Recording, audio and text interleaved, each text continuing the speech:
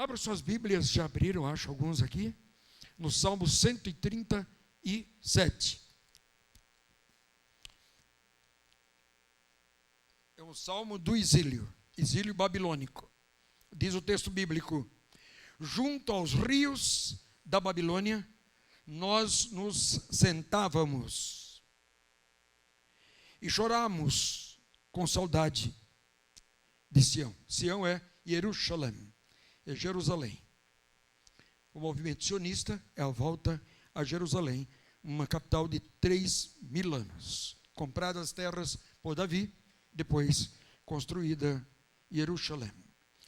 Verso 2: ali nos salgueiros de Babilônia penduramos as nossas harpas. O judeu toca muito bem harpa.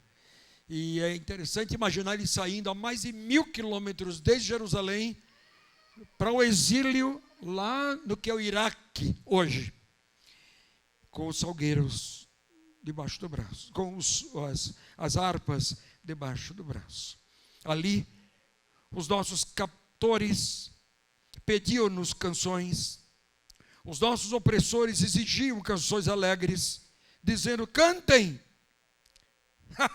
cante para nós uma das canções de vocês lá de Jerusalém.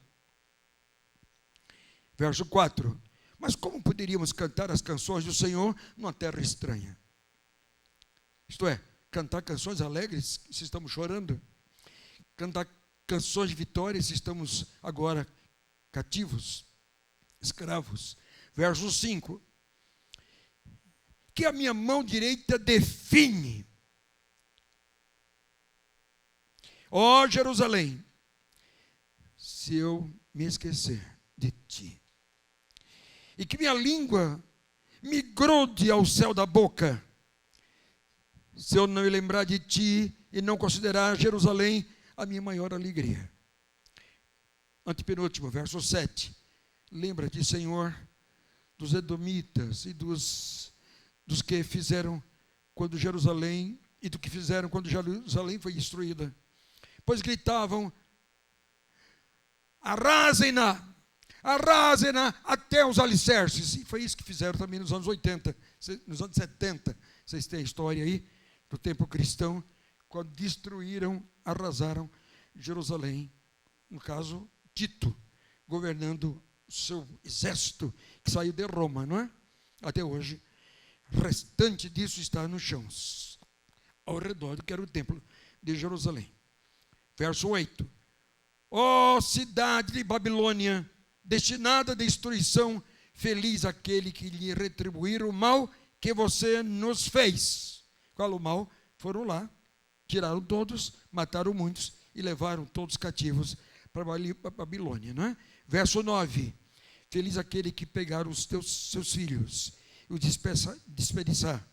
despedaçar contra a rocha. Olha que raiva estavam os judeus naquele cativeiro. Deus bendito, utiliza-te da tua palavra nesta hora, ó Senhor. Que essa gente linda que lota a nave do nosso templo, a galeria, receba da tua parte aquela palavra que careciam e esperavam ainda para o começo do novo ano. Você pode orar comigo? Então abra sua mão e diga: Senhor, no nome de Jesus, sabes de que preciso. Fala minha alma, fala o meu coração. Eu estou aberto e eu recebo pela fé a minha bênção. Eu recebo com esperança a minha vitória, em nome de Cristo. Amém. Então, esse salmo é maravilhoso, ele é lindíssimo. Fiz questão de ler até o verso 9, para que a gente não faça opção por versos quaisquer que tentem justificar o que queremos dizer. O texto tem seu sentido. Claro, eu estou lendo o Velho Testamento. O Velho Testamento é um texto dos judeus, não é texto dos cristãos. Esse livro já existia muito antes de Jesus. Aliás, 200 anos antes de Jesus vir ao mundo, esse texto já existia e era traduzido para o grego. A Tanakh, ou o Velho Testamento para nós, chamado assim, no final do 4º século depois de Jesus, a Tanakh, o Velho Testamento, é um texto escrito para os judeus. Então é escrito para judeus, na Península Arábica, no mundo palestino daquela época, no mundo dos israelitas, no mundo dos hebreus, uma linguagem própria da cultura da época. Não conheciam ainda a graça que você conhece. Eu estava ali cantando e olhava uma pessoa e outra, e uma ali chorava, a outra cá também derramava lágrimas. É isso. Só quem faz isso é a graça. Digo amém. Essa graça que eu não mereço. Ele morreu por mim, eu não mereço. Ele se deu por mim, eu não mereço. Eu não fiz por onde. Mas ainda que eu não o amasse, ele já me amou, a Bíblia diz. Ele me ama sem precisar essa contraproposta do rigor que muitas vezes nós fazemos quando racionalmente queremos julgar o que é e o que não é amor. E nesse texto escrito belíssimamente nos Salmos, você vai encontrar uma história difícil também de entender. Por quê? Porque esse pessoal está no exílio, está chorando e nos convida a ter culto após o culto aonde nós andarmos. Isto é, eu estou da minha vida morando em São Paulo, mas São Paulo não seria uma Babilônia? Eu estou no meu escritório em São Paulo, mas não será São Paulo pela maneira como há. Ou então as grandes cidades como Hong Kong e Beijing, ou Nova York, ou Tóquio, ou Cairo, não serão também já Babilônia? 40 anos, os últimos do século passado, você teve ascendência do poder da mulher. O movimento chamado feminista.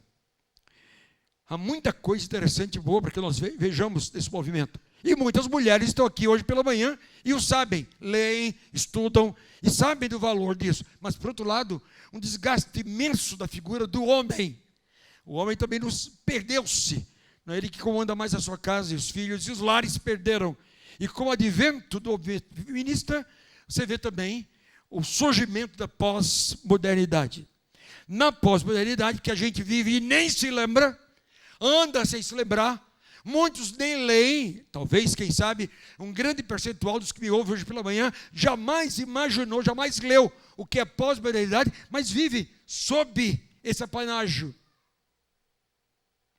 Há algo embaixo que está construindo esse negócio violentíssimo, que é Jesus não é mais a verdade.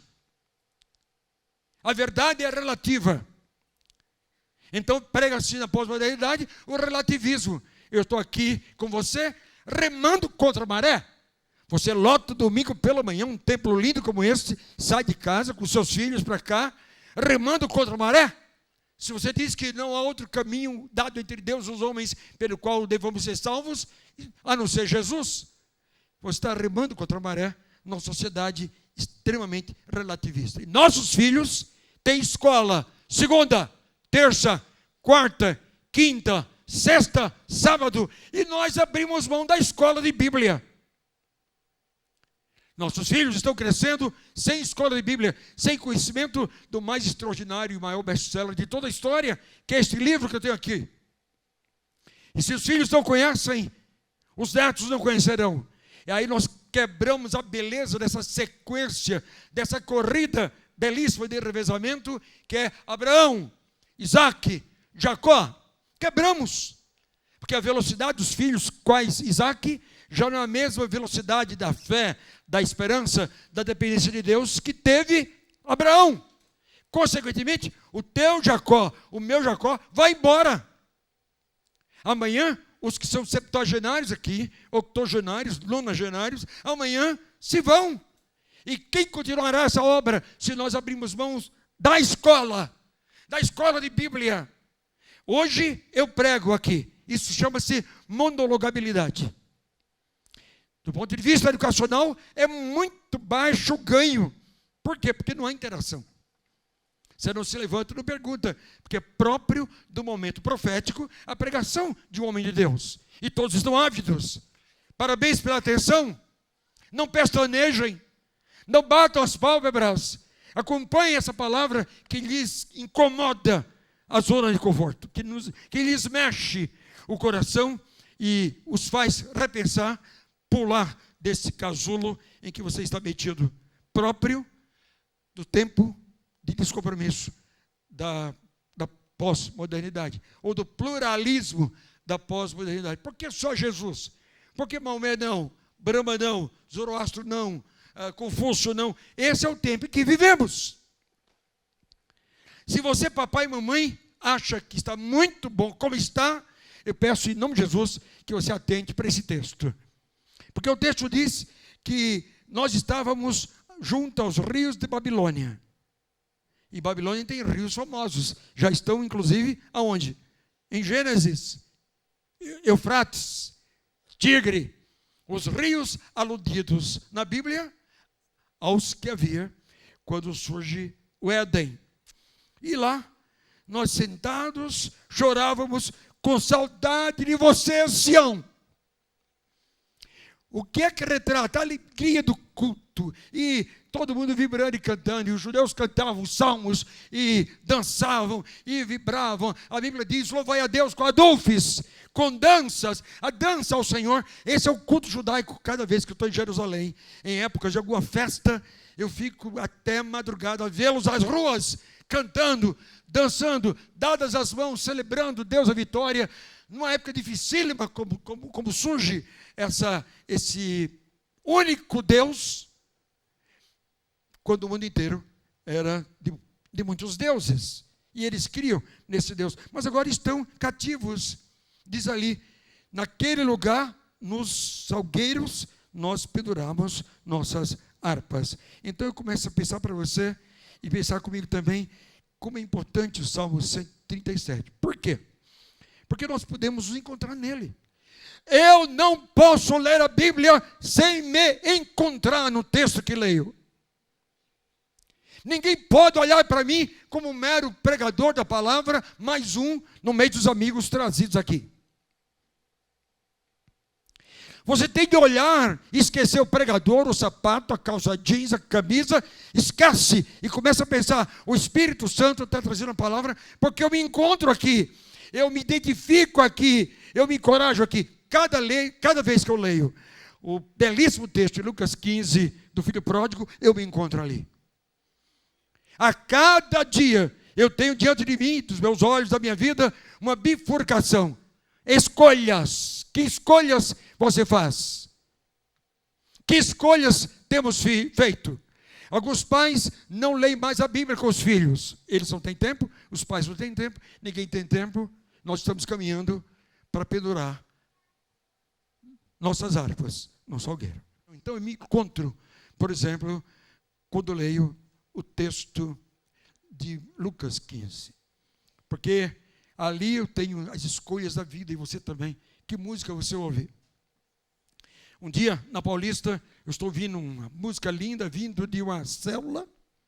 E quando eu vou atravessar a Paulista, subindo a Brigadeiro, vou atravessar a Paulista, um rapaz colocou revólver lá de fora aqui do vidro e falou, passa, abre, passa agora. Quando eu vi o cano, imediatamente eu tive uma paz que só tem nessa hora que é de Jesus. Que não é, se imagina esse quadro, já não tem paz antes de acontecer. Aí eu baixei o vidro e o outro correu e entrou no carona. Disse, abre! E entrou no carona. O que entrou no carona, pegou minha camisa, suspendeu-me. Eu disse, fiquem tranquilos, o semáforo fechado. Tranquilos.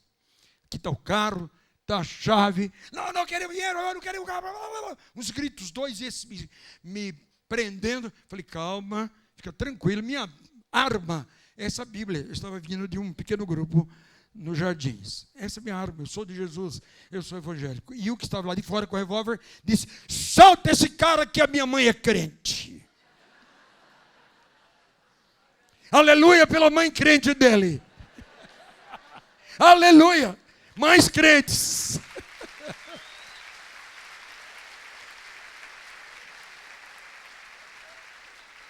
Aquela era a minha Babilônia. Eu pude tocar minha harpa naquela Babilônia. Claro, depois passei, tinha uma farmácia, parei, tremi as pernas. Mas a vitória já era minha. Então o contexto aí é esse. Era uma terra, estou lendo aqui até sem óculos, viu? Olha, que bênção. Era, nesse texto, os hebreus entrando no cativeiro. Todos vocês se lembram do cativeiro egípcio. Centenas de anos. Pelo menos 400 anos. Saíram um dia. Contaram vitórias. Vitórias imensas. Travessia do Mar Vermelho.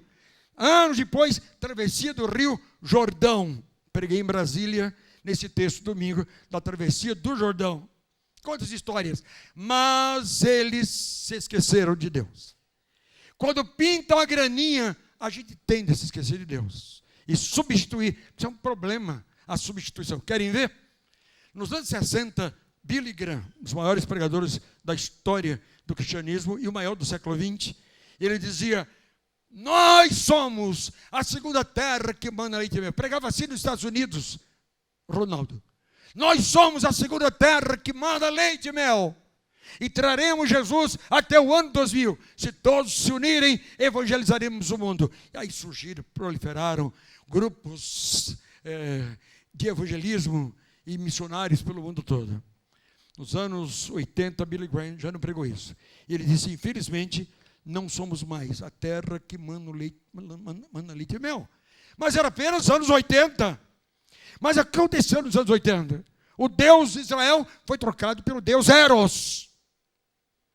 As mais bonitas moças e os mais bonitos rapazes que fizeram o mais perverso sexo, do sexo explícito dos filmes de sexo, todos oriundos de igrejas históricas, metodistas, presbiterianas, batistas. Por isso que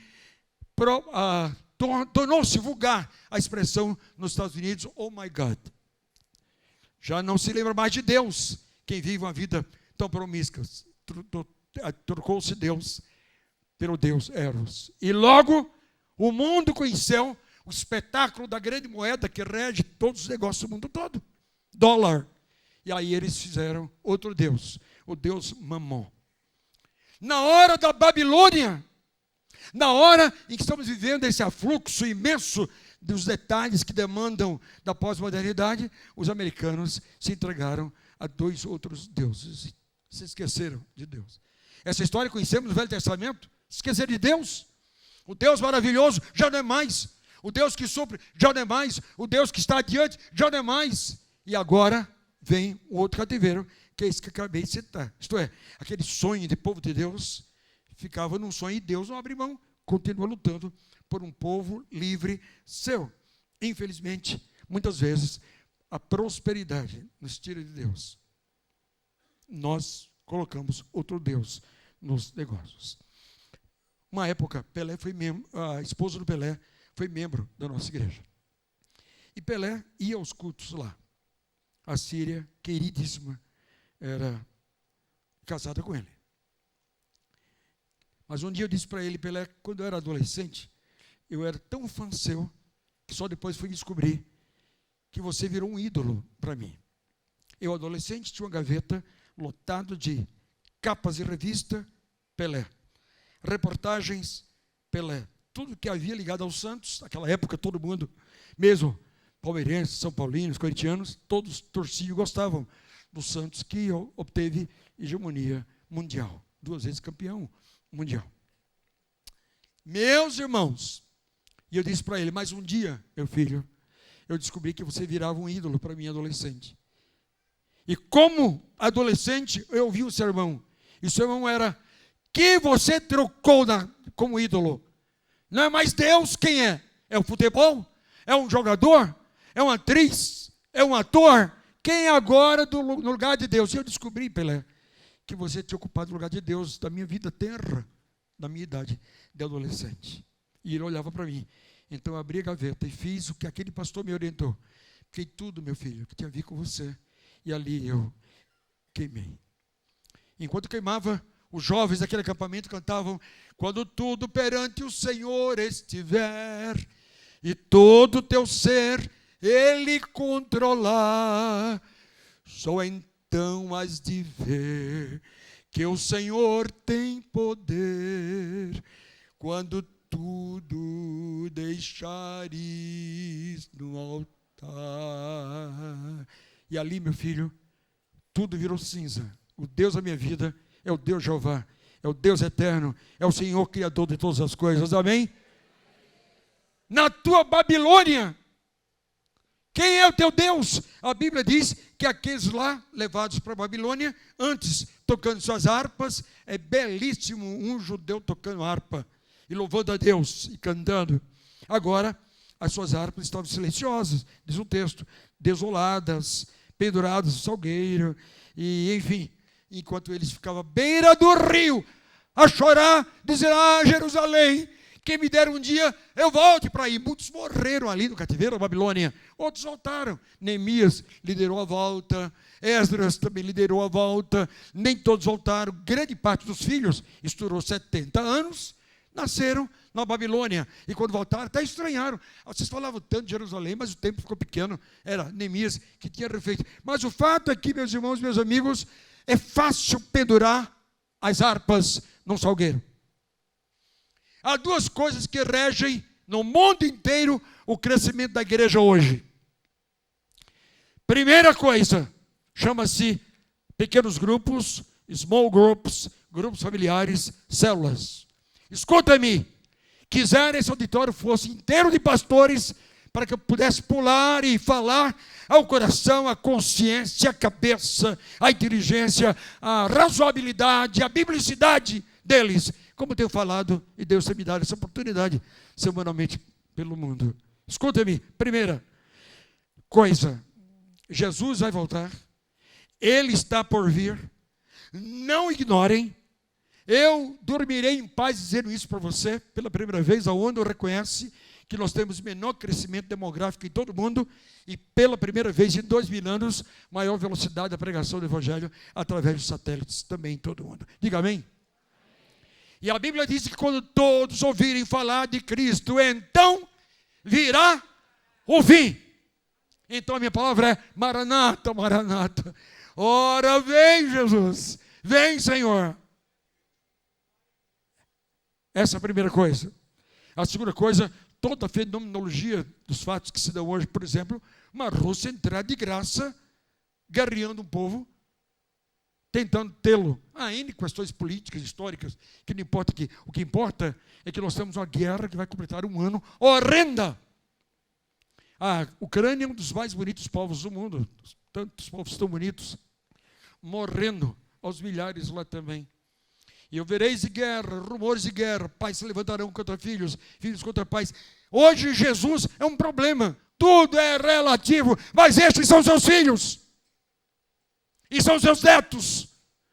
Os senhores estão me ouvindo?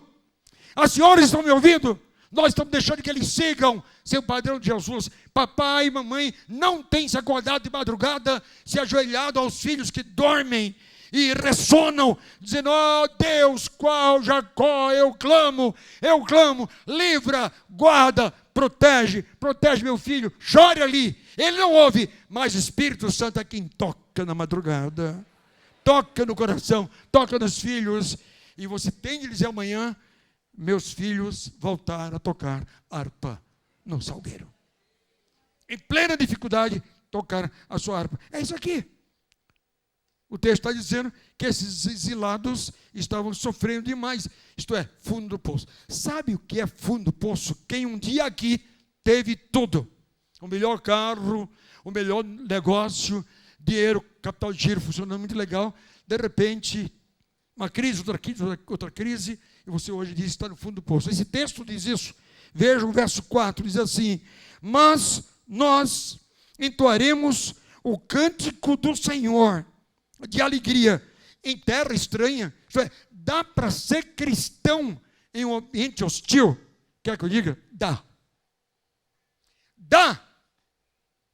Que me dera hoje à noite fosse a noite dos seus filhos. Que me dera tivéssemos aqui só jovens e adolescentes.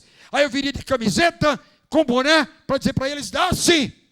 Cedraque, Medaque, Abdinego estavam diante de uma situação dificílima.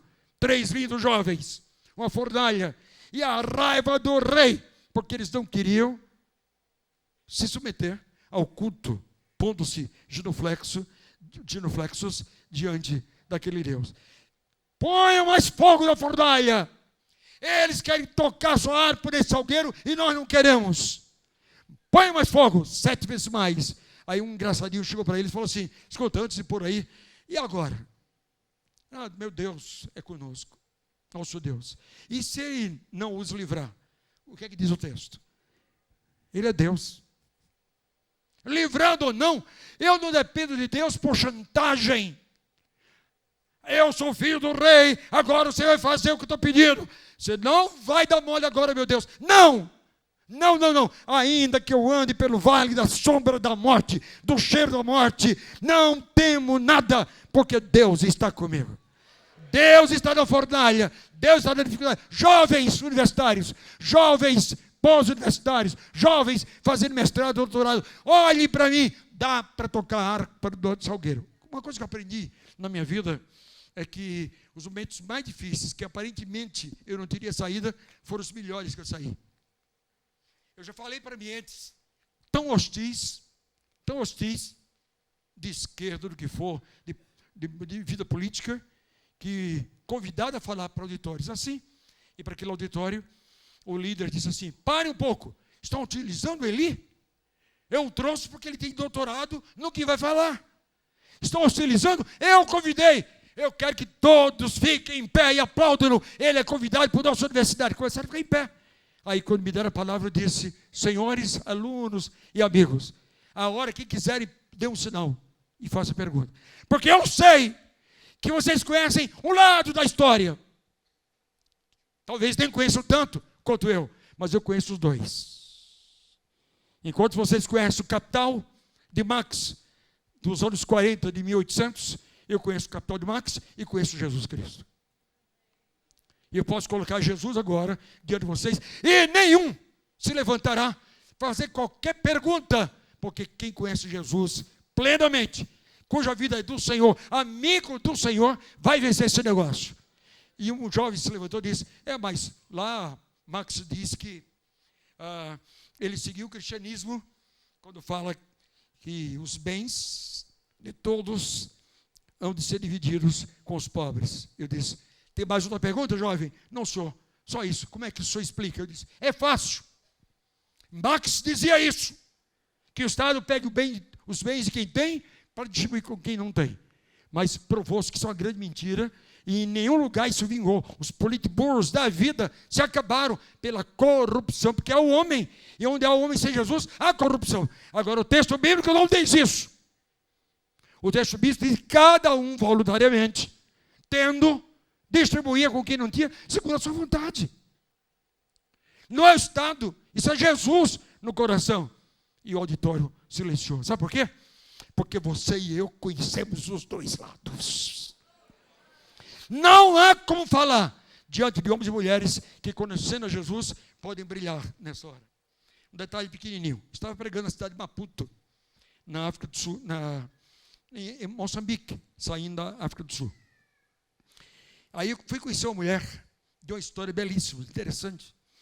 Foi ela que, e o Cicerone me disse, ela foi a mulher dos livros que enfrentou um professor marxista da Rússia dos anos 80.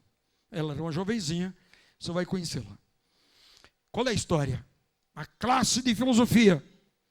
Professores lá vindo da Rússia. Os anos após a saída de Portugal, extremamente hostis, russos e cubanos ali dentro. Aí o professor de filosofia pergunta: Ronaldo, quem de vocês tem a coragem de dizer aqui que é cristão? O auditório ficou em silêncio sepulcral, tumular. Há alguém cristão que quer se apresentar? Mais ou menos 100 alunos, disse-me ela. E eu já havia lido dela algumas vezes. Essa mulher disse: quero a palavra. Pois não, senhora. E ela ficou em pé e disse: eu sou cristão. A senhora é cristã? A senhora pode dizer por que é cristã? Segundo, quero fazer uma pergunta para a senhora, que esse auditório todo quer ouvir. Se hoje provasse que Jesus nunca existiu, e que ele não passa da farsa da tradição oral, o que é que a senhora vai fazer? Deboche, desdém, motejo. E ela disse, usada pelo Espírito Santo: se hoje provarem que Jesus nunca existiu, se hoje provarem que Jesus não passa de uma farsa da tradição oral, Eu vou continuar a crer nele, porque já não creio mais pelo que leio dele, pelo que ouvi dele. Eu creio pelo que ele fez na minha vida. Alguém dos meus colegas pode refutar o que ele fez em mim? Eu era cega, e agora eu vejo. Qual é o primeiro a refutar? E disse ela, o auditório ficou pasmo em silêncio. Sabe por quê? Porque ela conhece os dois lados. Ela conhece a refutação de Jesus pelos bobos ignorantes, e ela conhece o Jesus da graça, que nos transmuta a vida. Diga aleluia. Esse é o Jesus da tua vida e da minha vida, que nos muda por completo.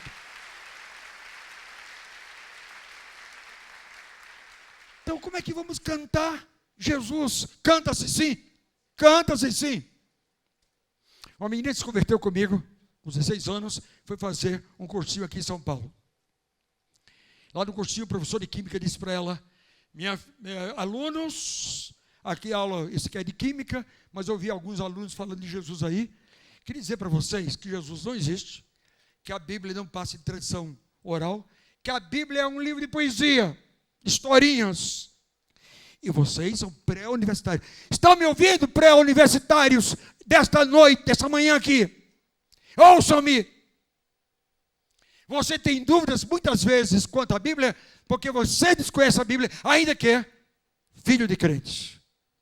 Quando vai para o mundo, vai para a Babilônia, e de lá já não consegue mais tocar sua harpa, assumir seu Jesus.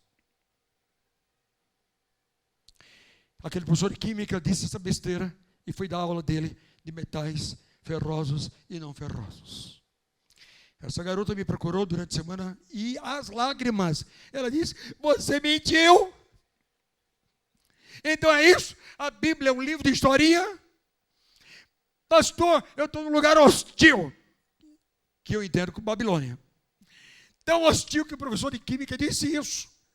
Ele tinha autoridade para dizer? Não, ele conhece um lado, e muito mal, mas não conhece o outro, que é Jesus.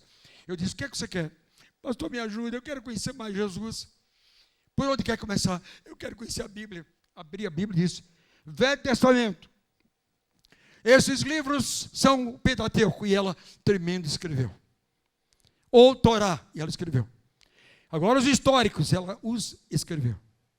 Agora os poéticos. Ah, tem poéticos? Sim. Salmos, poético. Jó, poético. Cantares, poético. Cantares Salomão e também Eclesiastes, poético. Então esses livros são os poéticos. Depois ele vem os livros dos profetas maiores e menores. Esse é o texto dos judeus, que nós anexamos, porque nele tem a promessa do Messias, que cremos, e creu-se no final do quarto século, que o Messias era esse Jesus que morreu na cruz. E os judeus, desde lá até hoje, são bravos com os que juntaram, criando biblos, ou biblioteca, que é a sua Bíblia. E o Novo Testamento? Aí fui com ela explicar cada coisa. Só que eu não esperava que na Babilônia dela, ela enfrentasse. Você sabe qual é a sua Babilônia? Sua empresa? Seu sócio? Aliás, desconfie. Porque eu desconfio de toda a sociedade que não tem a bênção de Deus. A Bíblia diz que não há parte do jugo desigual. E o jugo desigual não é só casamento, como nós temos a tendência de manipular a Bíblia. É qualquer tipo de sociedade onde Deus não é glorificado e louvado. Qualquer negócio onde Deus não pode estar, porque é jugo desigual. Ela chegou no outro dia de aula, e quando ele terminou a chamada, ela disse, peça a palavra. Tem a palavra. Ela disse, na última aula, professor, o senhor falou, eu quero te dizer algumas coisas. Primeiro, a Bíblia é a palavra de Deus? Sim, 16 anos. 16 anos. Há alguém aqui me ouvindo? 16, 17 anos fazendo pré-vestibular ou cursinho? Precisa de Jesus, sede de Jesus, para pegar sua harpa e tocar aonde for. E você será prevalecente. Você prevalecerá. Porque o outro lado tem carências humano-existenciais, cuja resposta está na sua vida. Na nossa vida. E disse ela que o professor ficou em pé sem crer. Os alunos estupefatos sem crer. E ela, 16 anos, em pé, dizendo, deixa eu explicar ao senhor o que é a Bíblia. Isso chama-se Velho Testamento. Os livros poéticos são tais, estão no Velho Testamento. Os demais livros, quando terminou, os alunos começaram a bater palmas, e o professor perguntou, ela disse, não disse nada.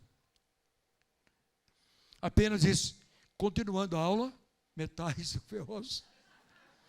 Só que quando termina a aula, a garota está saindo, o professor puxa o braço dela e pergunta: fulana, não vou citar o nome aqui, onde você encontrou força para me encarar diante de todos? Ela disse: pois é, professor. Sim, ao final da palavra dela ali, para não esquecer, ela disse: professor de química, meu pai paga caro esse cursinho objetivo. Ensine-me química, que eu espero que o senhor saiba, porque de Bíblia o senhor não sabe nada.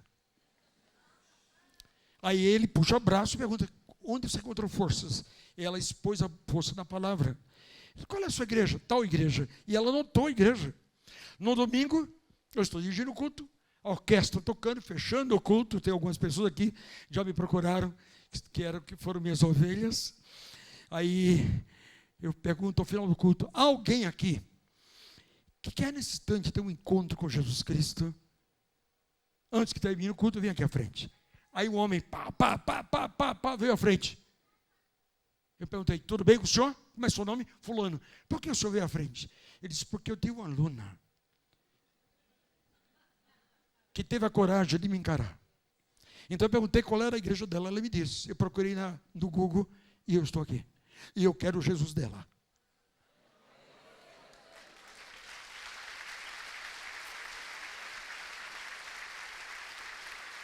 E nessa hora ela corre da galeria, nem pega elevador, vem correndo pelos corredores, aqueles andares, e chega, agacha-se ao professor e a mim, e a igreja não sabia nada, mas todo mundo fica emocionado com aquele quadro. Eu explico rapidamente. Sabe por quê? Porque dá para tocar harpa no salgueiro. Está longe da sua casa, dá para tocar. Então, escuta só, eu estou terminando. Muitas pessoas têm dificuldade em cantar quando está fora da sua igreja. Muitas pessoas têm dificuldade em tocar na sua banda quando estão fora da sua igreja. Por quê? Porque alguma coisa aconteceu. Dentre elas, agora não dá mais, eu não estou vivendo a mesma emoção da igreja. Aonde eu ando no mundo, eu encontro pessoas que foram da comunidade da graça. Em todo canto, onde eu pregue, alguém diz: você conhece o pastor Carlos Alberto Bezerra? Ronaldo acompanha as músicas dele, os textos dele, Ademar de Campos. Sabe o que é isso? Que ainda fora dessa brasa maravilhosa, que esta manhã, desta igreja, dá para tocar harpa no salgueiro.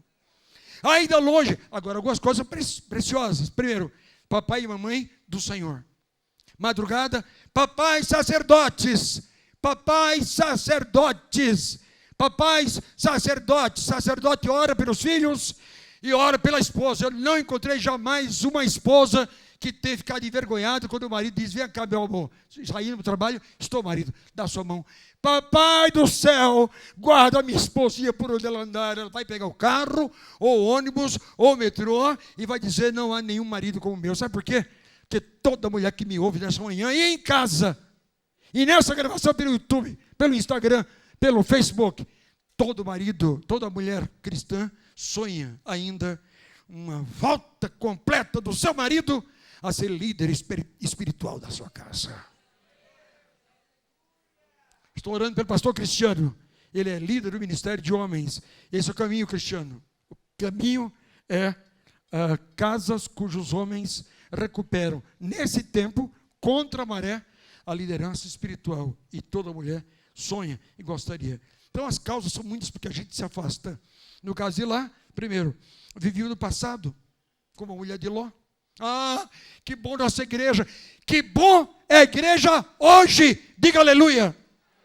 Glória a Deus pelo passado. Mas eu não olho a vida pelo retrovisor. Passou.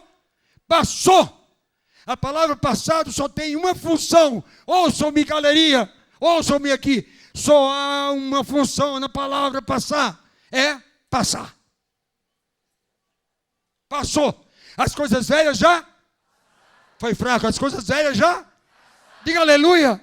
Já passaram. Agora tudo é novo. Não vivo do passado.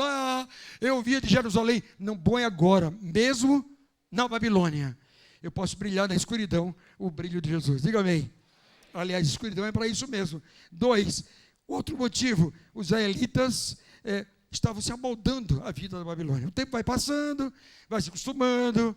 Na faculdade, o professor, diz o texto bíblico, claro, verso 1, junto aos rios de Babilônia. Estavam lá, ficaram lá, foram se afastando de Deus, da casa, das músicas, dos hinos, do ambiente. Sabe, nossos filhos que vêm para São Paulo estudar e aos pouquinhos começam a esfriar na fé? É isso aí, encontram outro ambiente, outras pessoas, namoro misto.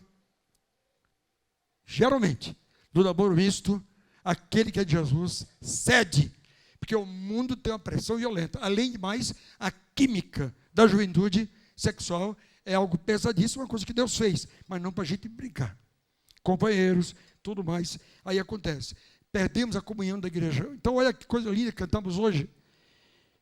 Amigos de Deus, que vivemos essa comunhão, expressando o amor, é isso aí. Somos família. Anotem, pelo amor de Jesus, hoje pela manhã não houve uma reunião.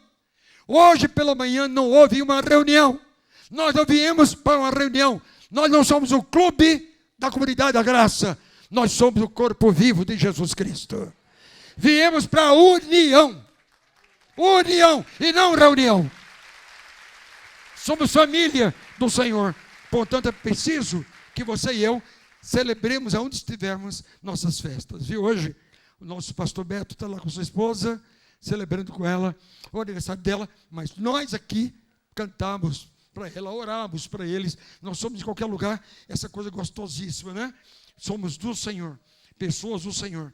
Então, para de justificativa. Mas eu estou namorando com ela, mas eu estou evangelizando. Namoro não é plano de Deus para a salvação. Cai fora.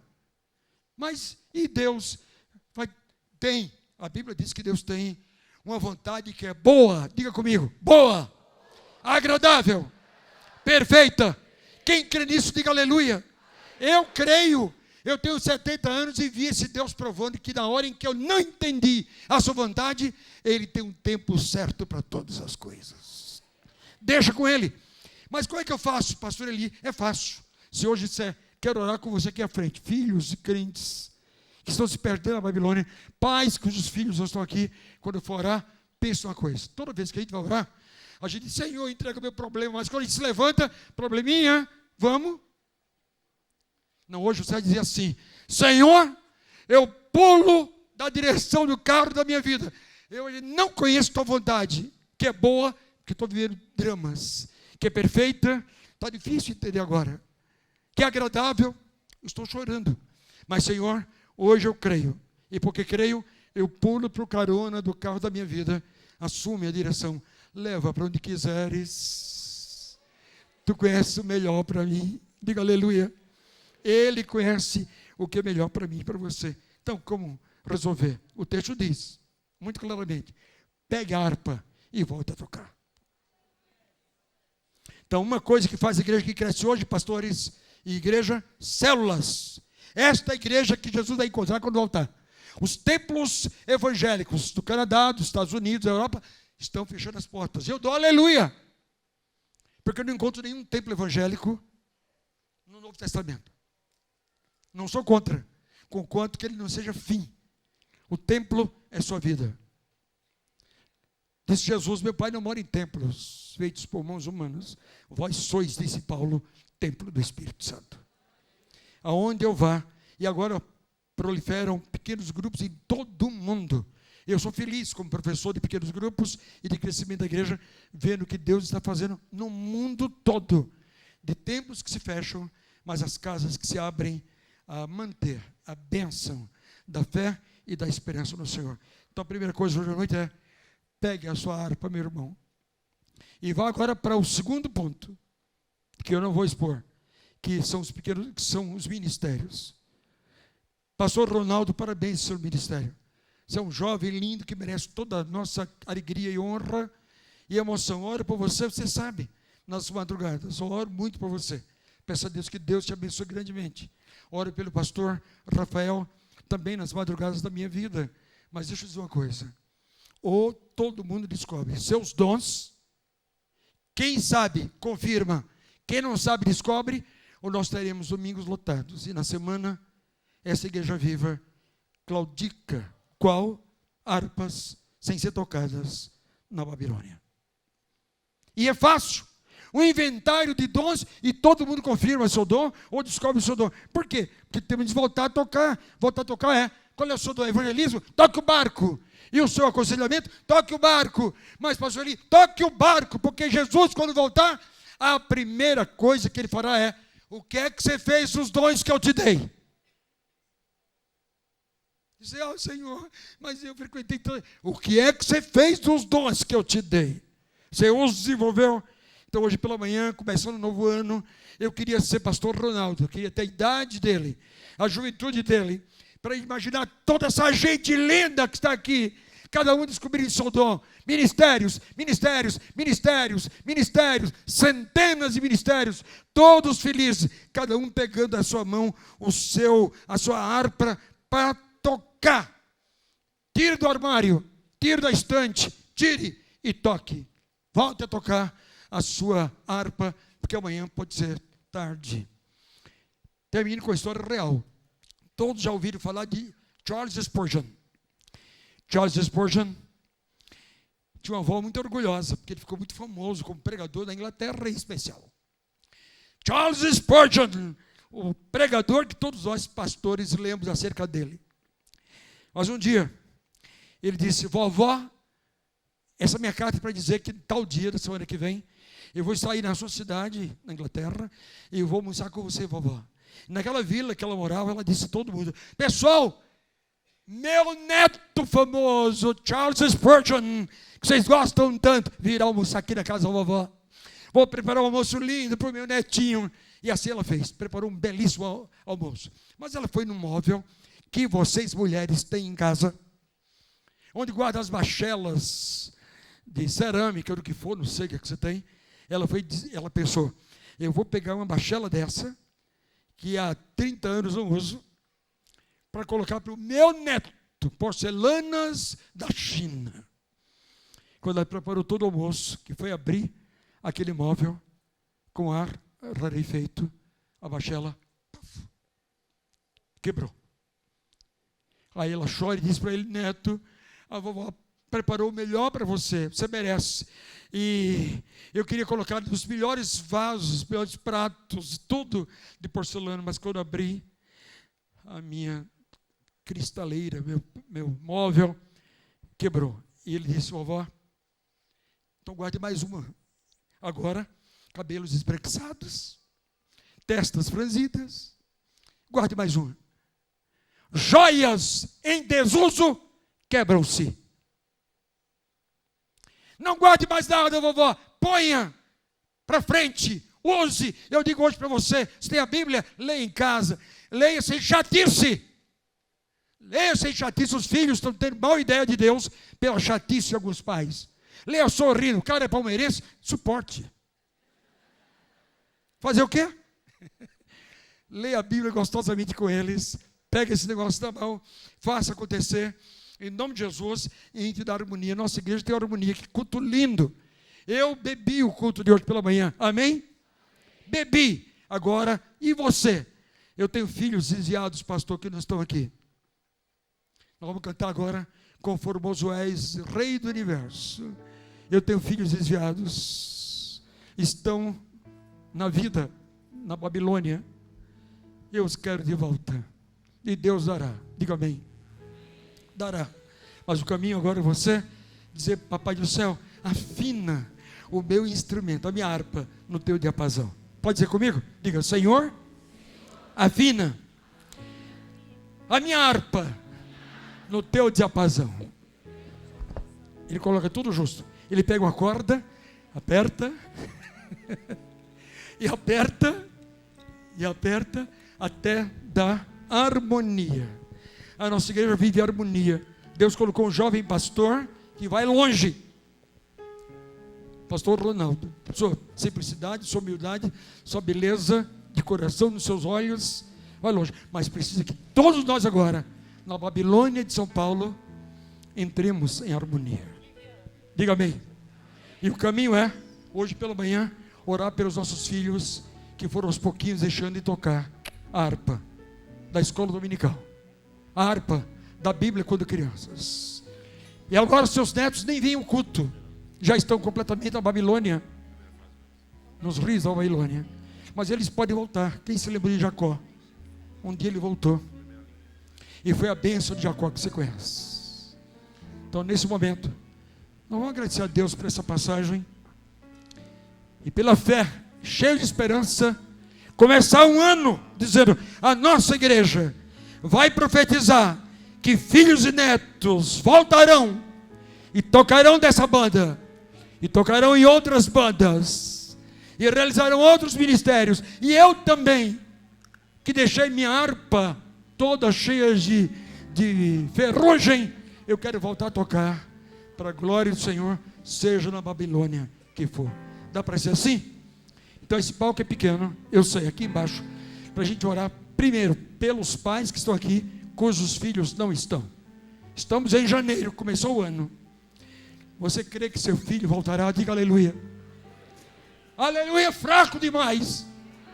Você desistiu, meu, não desista. Não desista. Um dia Deus virou a Babilônia, e Ciro chegou lá, tomou a Babilônia e mandou todos os filhos de Israel voltarem para Jerusalém. Já imaginou seu filho tocando aqui outra vez? Seu neto tocando aqui outra vez? Seus netos pregando aqui? Mas papai do céu precisa trabalhar a tua vida, pai, tua vida, mãe, para que nossa vida seja uma Jerusalém, louvando a Deus todo o tempo, até cantando hinos próprios do exílio. Você sabe que quando Davi estava exilado, esse salmo do exílio, ele cantou: em teu nome minhas mãos levantarei. Salmo 63. Você ainda vai levantar suas mãos, com seu filho de volta, com seu neto de volta. E você, como eu, septuagenário, ou quase octogenário, como nosso pastor Beto, ou nonagenário, como outros que estão aqui e me ouvem em casa, você vai dizer: finalmente, eu e a minha casa serviremos ao Senhor.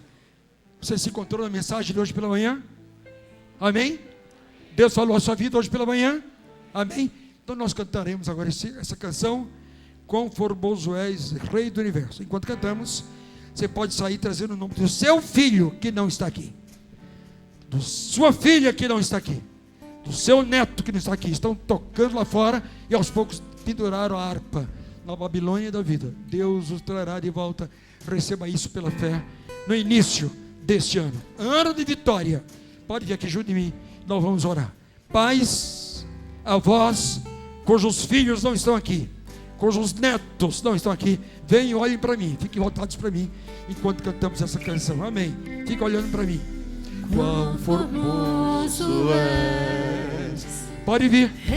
Pais do universo, avós,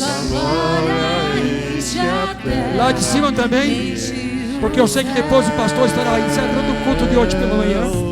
Tua glória enche a terra. Pode vir, entre mais. Há lugar para todos aqui, mas é hora de oração. Quão formoso, mais uma vez. Quão formoso és, Rei do Universo. Tua glória enche a nossa igreja no mês dos amigos. Vem aqui à frente. Tua glória enche a terra. Outros estão chegando, podem vir. Traga o nome do filho, traga o nome do neto, e vamos orar agora por eles, em nome de Jesus. Senhor, maravilhoso. Fiquemos em pé. Maravilhoso é Fiquemos em pé. estar em tua presença. Todos em pé, vamos cantar. Maravilhoso é Poder te adorar. Maravilhoso é tocar as tuas vestes. Maravilhoso é te contemplar, Senhor.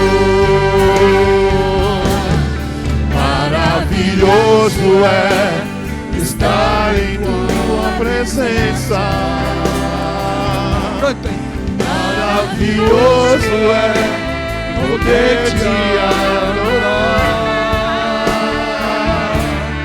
Maravilhoso é tocar em tuas vestes. Maravilhoso é te contemplar, Senhor. Maravilhoso é te contemplar, Senhor. Maravilhoso é te contemplar, Senhor.